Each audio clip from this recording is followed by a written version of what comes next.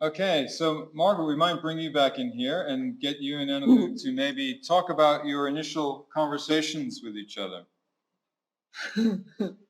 Well, actually, something just occurred to me while I was hearing Annalu's talk, that there is a, as it were, extraordinary crossover between your work, Annalu, and what I was talking about in the form of Stephen Hawking.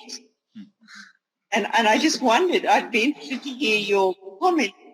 You know, I mean, he is a man who, you know, by everybody's, most people's lights is, you know, thinking the deepest and biggest thoughts, yet he became unable to communicate and then was greatly helped with an augmented system. I'd be interested to hear your thoughts on him. Well, you didn't see the slides, Margaret, but I did have a picture of Stephen up there. Right. And Stephen is my best and my worst example.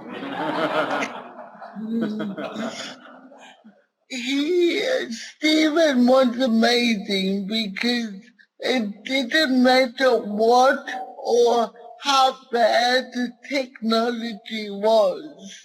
He had the ability and the language to make things work. I don't know if the audience can tell us how fast Stephen Hawking typed. Does anyone know? I know. How many words a minute? If we talk at about 150 words a minute, I talk at about 100 words a minute. How fast do you think Stephen talked? Well, I met him a couple of times, and I met him soon after. You keep quiet. Oh, okay. Is there anybody in the audience who would like to give us a word per minute? Does anyone know how fast he typed? Did he have to do it with his eyes? Is he typing with his eyes? He did it with one switch. He had a switch on his cheek that he made his cheek and then it clicked. Well, if it's consistent with the sound coming out of the computer, he'd have to be typing, the speed of speech, 150, 200 words a minute. Okay, any other option? 10, they said. 10. Any more? Okay. Do I hear something else? 450. 2,000. Okay, can I put him out of your misery, Margaret? Yeah. How fast did he talk? Margaret. It took forever. Yeah. Right. When I met him first, he had just had his operation to get the box put in his mouth, and he was typing with one finger, and it seemed to be going at the rate of about, I don't know, 3 words a minute if you're lucky. It was very, very slow. With the one finger, you would have probably been doing about 5 or 6 to 10 words. When you were using one switch, it was 2 words a minute. But I have to tell you an amazing story about him. So I met him soon after he started doing, where he lost his ability to actually speak, and he had to do it with his typing.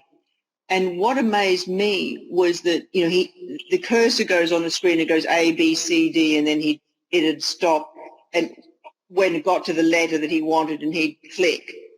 And I would have thought if it was me doing that, I would have abbreviated everything. But the thing that taught me what an incredible will he had was that not only did he go back and correct his spelling mistakes, he actually corrected his own grammar. And, That's and how, this is not uncommon really. with people who can type. And I think that's part of the challenge for people communicating with others is to actually wait and give time. And we know that any delay in speech causes a big issue, and that's why we find so many issues in augmented communication. It's because we as humans find it very difficult to slow ourselves down and to wait and to allow other people to find a way to express what is in them. And what surprises me continually is our need as humans to jump in, because we know what they want to say. And the number of times where I've been convinced I know what's going to come out next, I've had to keep my mouth shut, which is very difficult for me. Wait, and what has come out has been completely different to what I thought. Of course, nobody jumped in for Stephen Hawking. No, Stephen Hawking was going to say. and this is why he's my worst example. Right. Because for most of the people I work with, there is a presumption that there's very little intellectual ability. And if you can't talk and you're growing up without speech, it is more likely for people to assume a reduced ability than to actually say, hang on, we have no idea. And our responsibility is to provide the tools and the opportunities so that people can demonstrate a higher level of ability. And we are so bad when somebody hits a switch correctly to say, hello, my name is Annalu. The number of professionals who take that as the end goal instead of saying, oh great, we're on the beginning of this long, long learning path. I think that we as a society suffer from this problem in a lot of domains of activity, and science and mathematics are great examples of this. That I think the general assumption, even by many professional scientists, is that the ordinary person can't really understand this. And obviously there is a limit. If you're not going to study the symbology, there is a limit to it. How much. But my belief is that, as it were, humans are generally capable of a great deal more than understanding than so-called experts give them credit for. And to me, Annalu, that's what you and I share in common, a belief that the so-called ordinary or unordinary, unusual person, is a cognitively powerful being and needs to be given the tools to realize the fullness of what I believe is their much greater potential than the formal education system gives credit to them.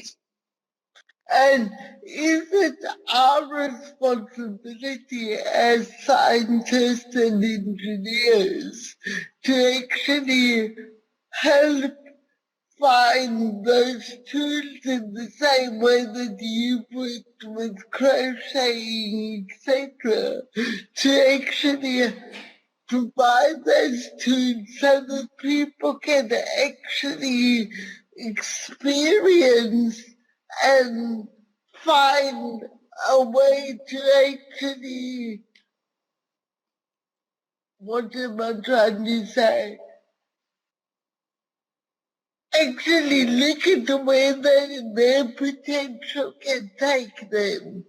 So instead of putting ceilings on people, we should be opening the box to allow them to flower and to experience and to grow. Yes, and I mean, I didn't think of it in quite that way before, but this is what we're trying to do with the crochet coral reef. One of the things that we've been continually surprised at in the process of doing this project is how people come along and you give them the basic tools for doing this crochet technique, and some of them, as it were, invent entirely other ways of expressing it. So, I said earlier in my talk that it's like an evolutionary process, and it really is like that. It's just as all life on Earth starts with a very simple seed of DNA, and then one day you wake up and you've got peacocks and giraffes. So it is with the Crochet Reef Project. Everybody learns the simple seed, the simple algorithm, crochet ends, stitches, increases 1, but then they take off, this basic mechanism, and they sort of complexify the stitchery patterns. And one day, you find people have developed these extraordinary complex looking organisms, and you never know which people are going to be the ones that come out with the most extraordinary, unique, original creativity. And it's really taught me that there's no end to the complexity that's possible here, but also you simply have no way of prejudging who is, in a sense, going to be the most, produce the most complex enigma variation. And that is the wonder of the human brain. The plasticity, we're also looking at the fact that the AAC, the biggest group of potential users, are older people with dementia. We haven't even started to tap in the ways in which we can start supporting people whose abilities, cognitive abilities are declining, but the essence of who they are is still there. And how can we actually say we've done some work looking at using reminiscence ideas to trigger memory through touch pads, etc. And that is just incredible to see someone come alive and start interacting, and it's being in the moment. It's actually doing that connection which allows us to glimpse the human behind the complexity. Could I ask you, Annalu, what is your view of the work that is being done now where people are beginning to develop tools that they can pick up brain signals and turn it into speech? Still early days, but I've got several clients that I've had during my career for whom we cannot find a reliable and consistent way to detect what they want to say. So using brain-computer interfaces is the next step in actually probing the potential of people that we consider to have profound and multiple learning disability, who sadly people are still writing off as being vegetables, instead of saying what we haven't got is the key to unlock those people. Even if they have significant intellectual disability, I still believe that everyone should have the opportunity to develop ways to express themselves. Mm, mm, mm, So we're also looking at biofeedback. Can we actually detect variations in mood or physiological characteristics? Because parents will tell us, my child is happy today, my child is sad. How do they know that? There's something going on in just how they feel the tension and what is happening in the child's body. mm, mm. Well, isn't it said that a huge amount of the communication that we do is in the prosody? The majority of interaction is non-verbal. Yes. I mean, with someone, when you're with them, if they're angry or upset, without them even saying anything, you can often, not always, but often you can tell. And I mean, that was always Plato didn't like the written word because it took away the prosody, the physical manifestation of the person in the presence. And Plato was very suspicious of the symbolic act of writing because of that. And have we lost something by actually not valuing that part of human interaction and link?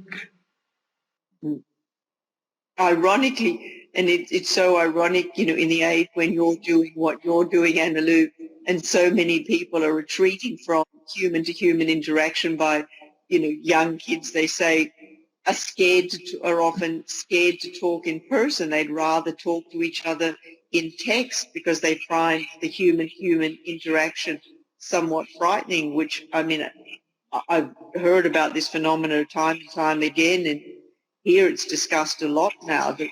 And I mean, to me, it's mind-blowing that we are, as it were, retreating from the material, or young people are feeling a retreat from the material and feeling that that's in some sense threatening. And I think that's a challenge for generation on generation on generation, is how do you adapt, how do you get the best out of novel technologies without losing the essence of what it means to be human. Because my work, we couldn't do what we do without technology to actually get to that human. And yet in many ways, other groups are actually shying away from that human-to-human interaction.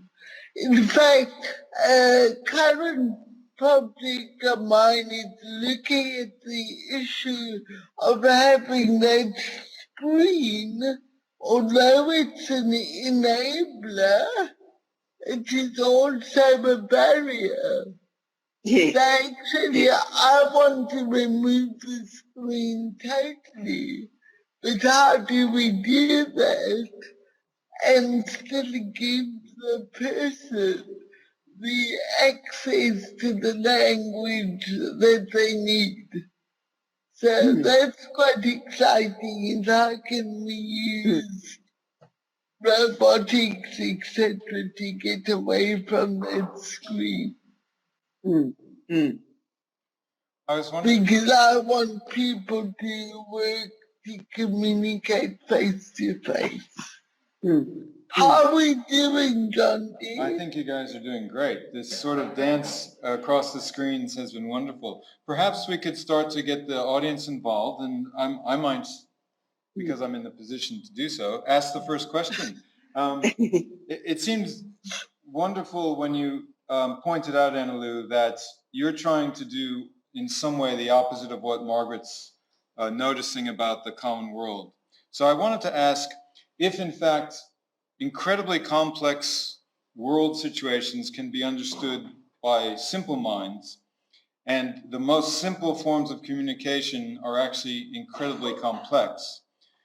Do you think it's because they are invented systems that, in fact, because you're building a system together like language, that it's quite hard then to work out when other sorts of languages enter in? So we can intuitively know the world because we're in the world, but when we invent a system, it becomes incredibly hard to start to interact. What do you think? Who's going first? You're going first, Annalu. The question was for you. For both. I think it was for both of us, but I think it's true that in communication is so complex, and we are trying as humans to work out a symbolic way to take a very multidimensional developmental process and symbolize it in some way, whether that is through sign or written language. There was a very crazy man in the early part of the last century called Charles Bliss, who traveled through China and realized that Chinese writing, it doesn't matter what form of Chinese you speak, you all write the same language. And he invented a system called semantography, which is similar to Esperanto, but in written form. And it never took off.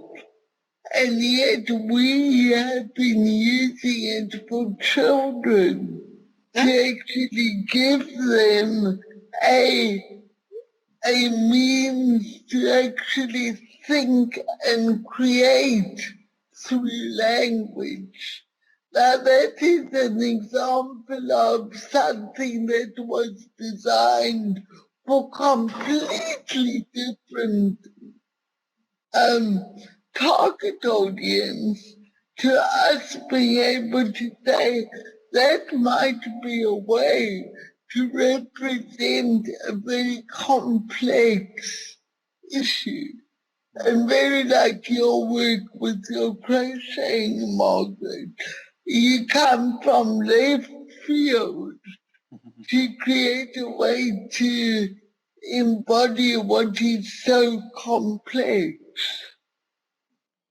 Yeah, Margaret, do you think that putting an understanding of hyperbolic geometry, which is intuitive, into the art world as a language, that this is kind of an illustration of going from us all knowing things intuitively to it being too complicated and everyone not being able to agree on what art is?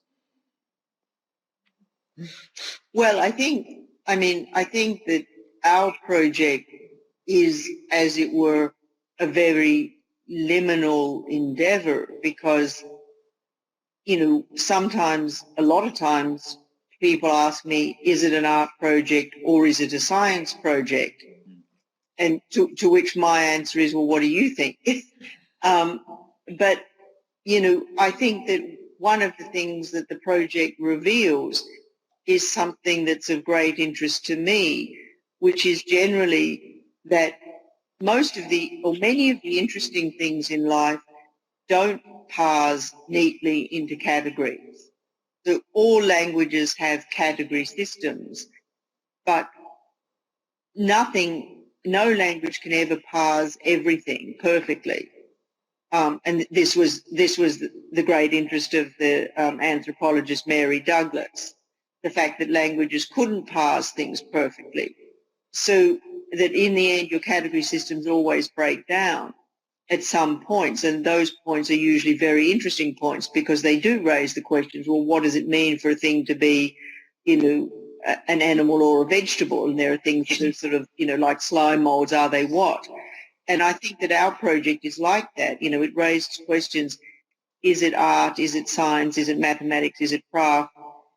And it also raises questions that I think are very important about who gets to be seen as an artist. You know, we're used to thinking of art as being done by, you know, genius individual, Da Vinci or, you know, Oliver Elias.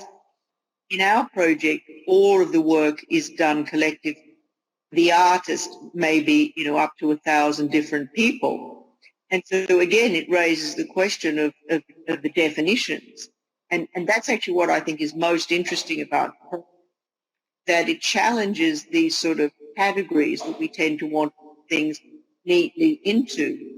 You know, some people in the art world think our project is an art. Many people in the science world think it isn't science. And my response to that is, why are you so, what is it that makes you feel uncomfortable here? And that's always an interesting question. And maybe that's what wakes us up every morning, Margaret, is I often wonder who I am, because I can't put myself in a box. Am I a computer scientist? Am I a rehab engineer? Am I an educationalist? Am I a speech therapist? In fact, I think the boundaries between these things are becoming more and more sort of transparent and blurred, because interdisciplinarity is the key word now. Yeah. I think what I'll do is try and get the camera to turn on the audience, and we'll see if we can ask Great, questions. we'd love to see them. We lost. Who did we lose? Oh, yeah. There we are. Let's see. And then we'll get some questions from the audience. Does anyone have a question that they'd like to ask Margaret and or Annalu? Okay. Hi. It's been a very really close to the mic. Sorry, it's been a very interesting afternoon, I think, for both of you, and very interesting to see how you are the same and how you differ. I guess the question I'd have really for both of you is how you see probably the future and indeed what you're doing as being one way of, I guess, to some extent challenging oppression, whether it is of women who see themselves as crafty because they can crochet but never have thought themselves as artists, and of people who use AAC who at the moment can now participate in storytelling but still are very much under control of somebody else as to whether their stories will indeed be switched on and heard, or whether in the end the person listening to the story will control what's going on. And I think this whole issue of how we control people probably, or I'd be interested in your views, I suppose, of how you both might see control and indeed the breaking down of it as occurring through the sorts of work you're both doing. Good question. Annalu, do you want to go first? Alexia? um, I think we still have a long, long way to actually enable people who are perceived to be less than what we think people should be to have their own voice. I think we've come a long way, but sometimes I wonder if we go forward 2 steps and back 1 step. And I think people who work with profoundly disabled people unconsciously have quite a bit of power. Margaret, did you have a? Yes, I mean, I think your question is a very good one, and I'm glad you asked it. I come from this thinking about the communication of science, and I think one of the things, we live in a society where it's constantly said we need people to be more scientifically literate because there are so many challenging issues of our day that involve science, and also science is becoming, producing all these technologies that people's lives are affected by, and most people don't understand the science behind it. One of the things that my work is about, not just the crochet reef, is about really trying to say we need to do science communication in new ways that are not just about people being expected to sit reverentially at the feet of experts and listen to what they say, but giving people methodologies to understand science which are actually active and engaging to them, so that they're learning through active processes which in some sense actually emulate the processes by which science itself is carried out.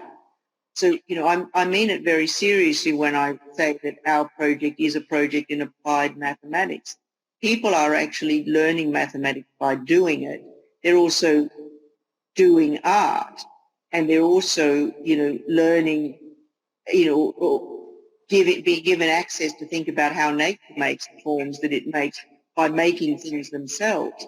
And so, what I do see the heart of what I do is about, in some sense, challenging the power structure about how science and mathematics are transmitted in our society.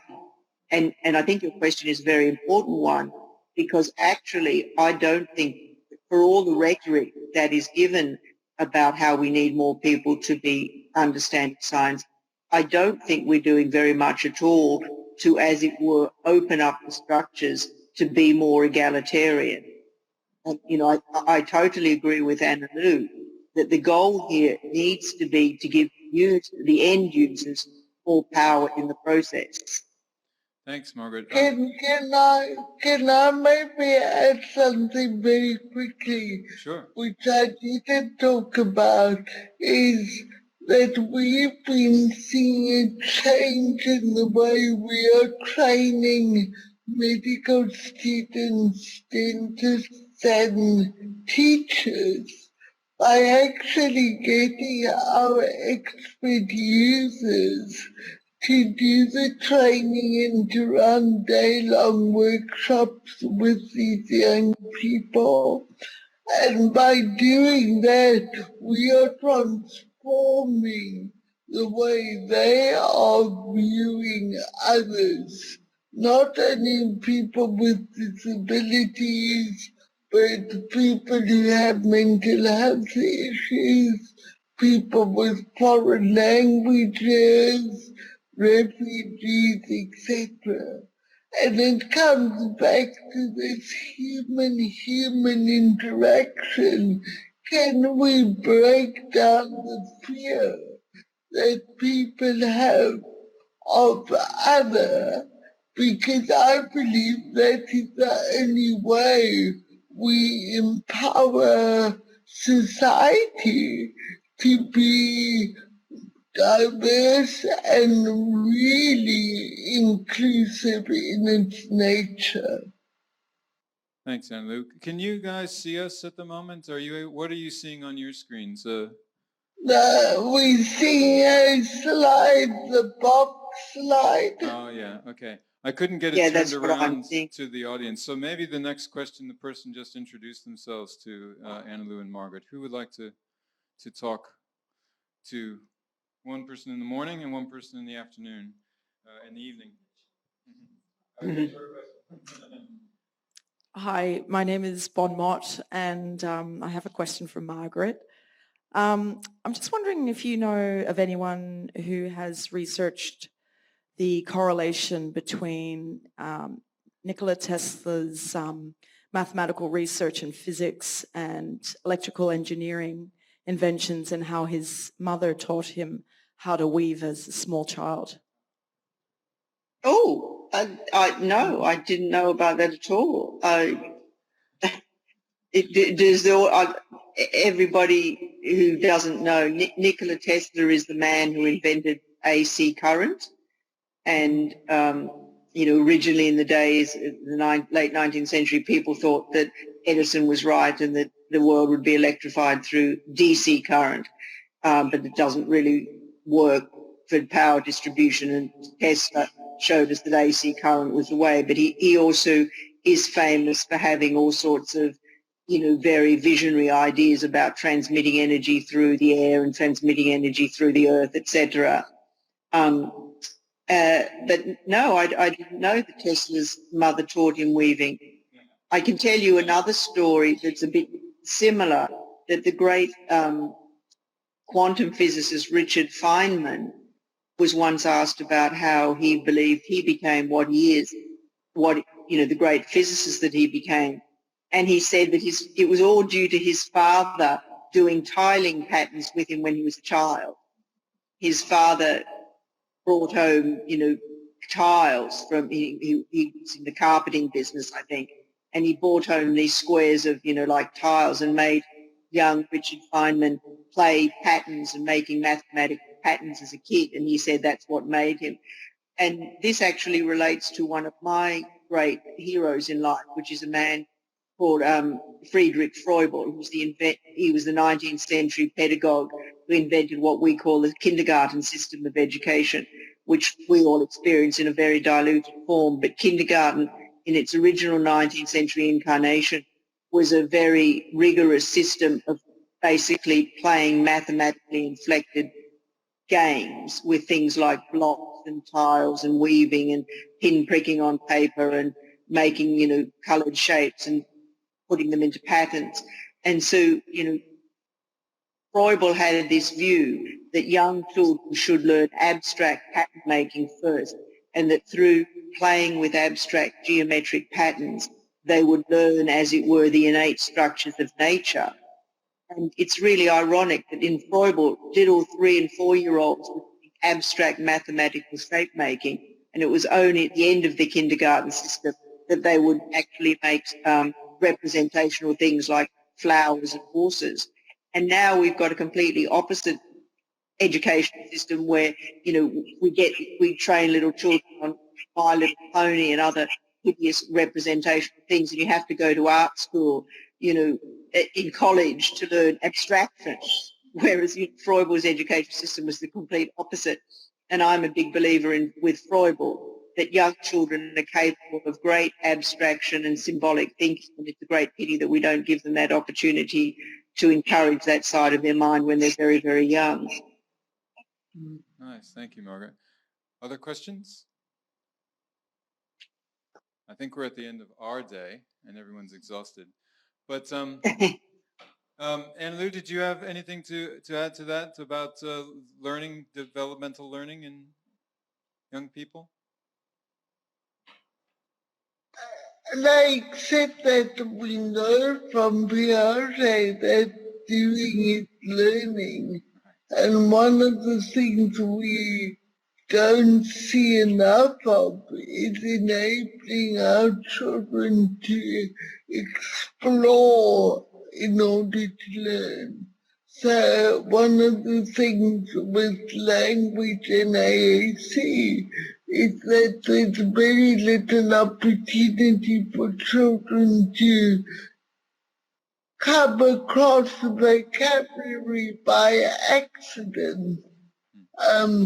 One of my early clients at the age of 4 kept her mother awake at night because she had been pointing to a star on her symbol board because she wanted star and the mother could not work out what she wanted. And on the third sleepless night, she suddenly realized that they had been playing with glitter and that nobody had thought to give child a symbol for glitter. And because she'd experienced that and wanted to talk about it, wanted to do it again, because she was dependent on others for that vocabulary. And this is the problem we face with non-speaking people. Typically, developing children will play with sound and language, and we still don't have a real way to enable children to play with language if they are physically very involved. So that's something another thing I'm trying to work on, and my colleagues are trying to look at how do we